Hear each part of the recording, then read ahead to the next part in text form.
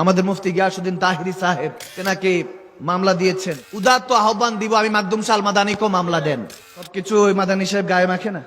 ইসকনের ব্যাপারে সবাই বলেছে, আমি বলি নাই। আমাদের এই উযুগে বাঙালির জন্য আমরা বিপদে আছি, বুঝে শুনে স্টেপ নিতে হবে।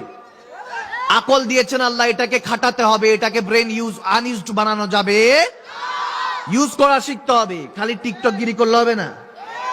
মাঝে মাঝে ফারুক আজম, ওমর ইবনুল খাত্তাবের মতো, শেরে খোদা আলীর মতো তলোয়ারও বের করতে হবে। মনে রাখতে হবে, আমি কাউকে ছোট করে বলবো না। উদারত আহ্বান আমাদের মুফতি গিয়াসউদ্দিন তাহিরি সাহেব তেনাকে মামলা দিয়েছেন।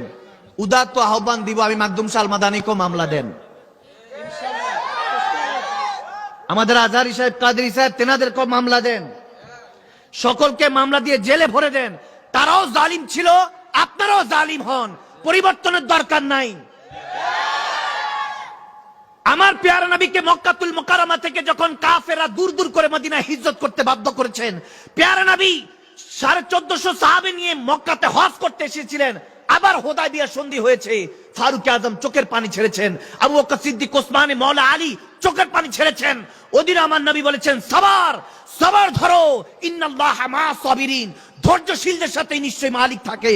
মালিক আমাকে ওই ধৈর্য দিয়েছে। কামলিওয়ালা নবী আবার মদিনা গিয়েছেন, কিন্তু কিছু বছর পরে দেখা গিয়েছে কায়সার ও কিসসার ওই বাচ্চাদেরকে নিয়ে 16 লক্ষ সাহাবা নিয়ে যখন মক্কা ফাতেহ করেছেন, কামলিওয়ালা নবী মক্কায় যখন কদম রেখেছেন, কাফেররা থরথর করে কাঁপেছে। আজকে জানি নবী মুহাম্মদ আরবি কি করে, কিন্তু আমার নবী সেই দৃষ্টান্ত উপস্থাপন করেছে, ক্ষমা করে সবাইকে কালমার দাওয়াত দিয়েছে।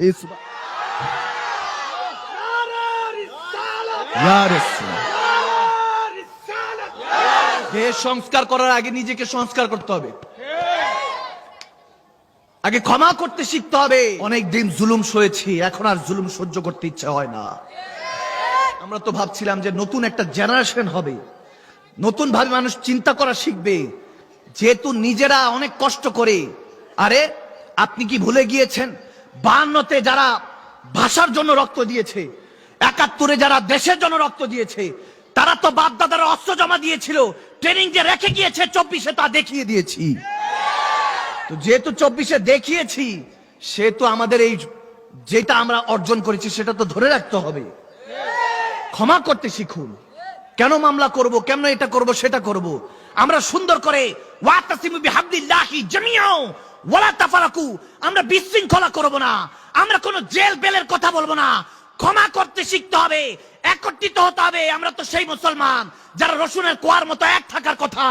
আমরা তো সেই মুসলমান যারা একটা খেজুর খেয়ে ওহুদের ময়দানে 3 দিন যুদ্ধ করেছি। আমরা তো সেই মুসলমান যারা বদরের ময়দানে 313 জন নিরস্ত্র যুদ্ধ করেছি। মুসলমান একমাত্র আল্লাহকে ভয় করে, আর কাউকে তোয়াজ করে চলে না। দেন আমি মাকদুম শাহ আল মাদানিকে ভরে দেন জেলে, সকলকে জেলে ভরেন। আগেও জালিম ছিলাম, এখনো জালিম আছি, এরকম থাকতে হবে না। আমার প্যারা নবীর আদর্শ আর শাহজালাল ইয়ামানি, শাহপরান ইয়ামানি এই দেশে ইসলাম শিখিয়েছেন, নবী শাহাদাতের তামান্না শিখিয়েছেন। মুমিনদের তো একটাই চাওয়া, শাহাদাত, রক্ত দিয়ে গোসল করা। ইমামে হোসাইনের মতো লাগলে আরেকবার রক্ত দিয়ে গোসল করব। কিন্তু দুনিয়ার মধ্যে বাংলাদেশের 360 দেশের মধ্যে শান্তি স্থাপন করে ছাড়বো ইনশাআল্লাহ।